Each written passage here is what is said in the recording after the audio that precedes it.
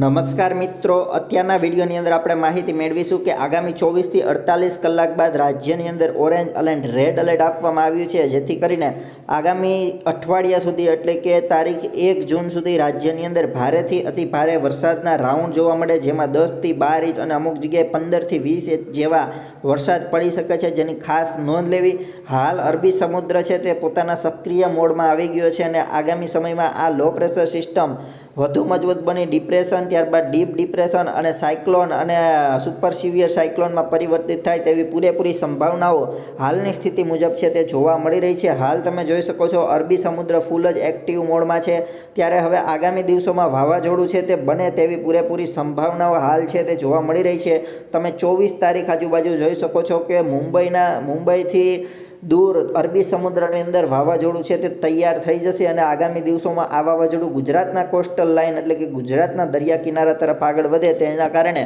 ગુજરાતની અંદર ખાસ કરીને સૌરાષ્ટ્ર અને દક્ષિણ ગુજરાતમાં અતિ ભારે વરસાદ પડે તેવી પૂરેપૂરી સંભાવનાઓ રહેલી છે। હાલ અત્યારની સ્થિતિ મુજબ જો માહિતી મેળવીએ તો આજે અને આગામી 24 કલાક દરમિયાન કયા જિલ્લાની અંદર વરસાદ પડી શકે છે, તો જેમાં ખાસ કરીને રાજકોટ છે, જામનગરના વિસ્તારો છે, જૂનાગઢ છે, તે સિવાય અમરેલી છે, ગીર સોમનાથના ભાગો છે, ભાવનગરના વિસ્તારોની અંદર આગામી 24 કલાક દરમિયાન ભારેથી લઈ અતિ ભારે વરસાદના રાઉન્ડ પડી શકે છે, જેની ખાસ નોંધ લેવી। અહીં હું તમને વધારે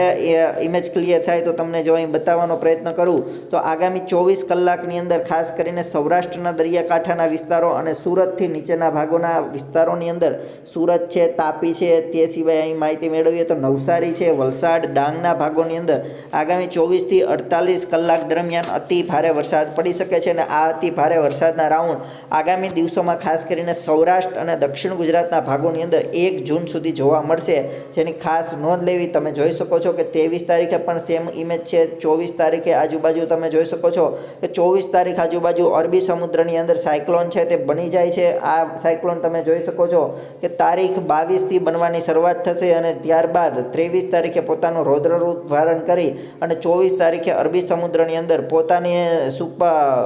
ખૂબ જ ઝડપથી મજબૂત બની અને અરબી સમુદ્રમાં આગળ વધે તેવું હાલ છે તે ઇમેજમાં જોવા મળી રહ્યું છે। આ સાયક્લોન છે તે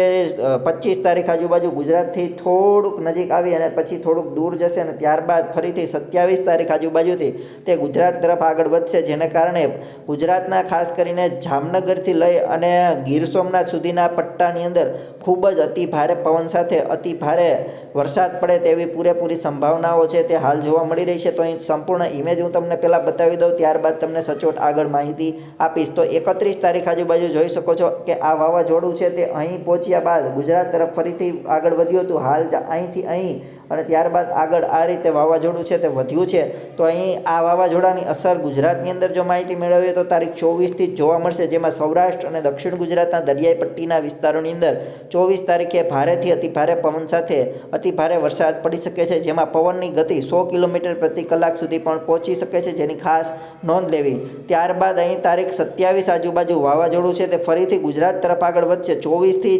25 તારીખ આજુબાજુ ગુજરાત તરફ રહેશે, ત્યારબાદ 26 તારીખથી તે ગુજરાતથી દૂર જશે અને ફરીથી તારીખ 28, 27, 28થી તે ફરીથી ગુજરાત તરફ આગળ વધશે, જેને કારણે ગુજરાતના દરિયાકાંઠાના વિસ્તારોની અંદર તારીખ 27થી લઈ અને 31 સુધી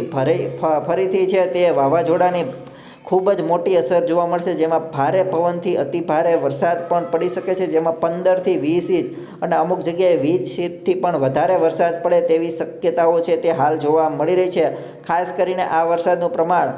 દક્ષિણ ગુજરાતના દરિયાઈ પટ્ટીના વિસ્તારો અને સૌરાષ્ટ્રના દરિયાઈ પટ્ટીના વિસ્તારોની અંદર રહેશે, જેની ખાસ નોંધ લેવી। અહીં હું તમને બીજી ઇમેજથી વધારે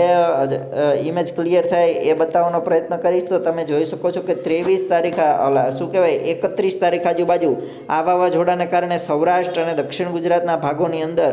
ભારેથી અતિ ભારે વાદળો અને ભારેથી અતિ ભારે પવન પણ જોવા મળશે અને અતિ ભારે વરસાદ પણ રહેશે। સેમ સિચ્યુએશન તારીખ 30માં પણ તમે જોઈ શકો છો, 29 તારીખે પણ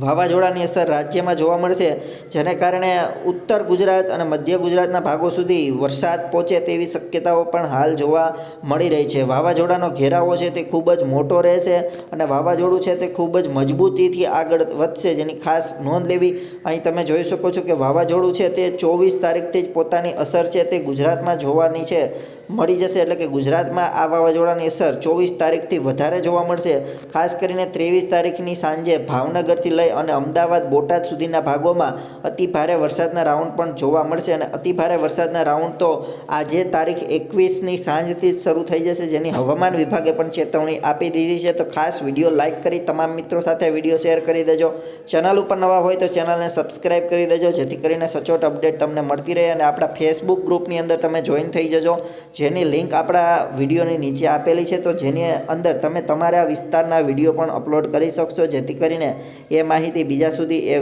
વરસાદ કેવો પડે છે તે વિડીયો પણ ખાસ બીજા લોકો જોઈ શકે। તો ખાસ વિડીયો મોકલતા રહેજો। હાલ આ વિડીયોની અંદર આટલું જ। વિડીયો લાઇક કરી તમામ મિત્રો સાથે શેર કરજો અને ચેનલ ઉપર નવા હોય તો ચેનલને સબસ્ક્રાઇબ કરી લેજો।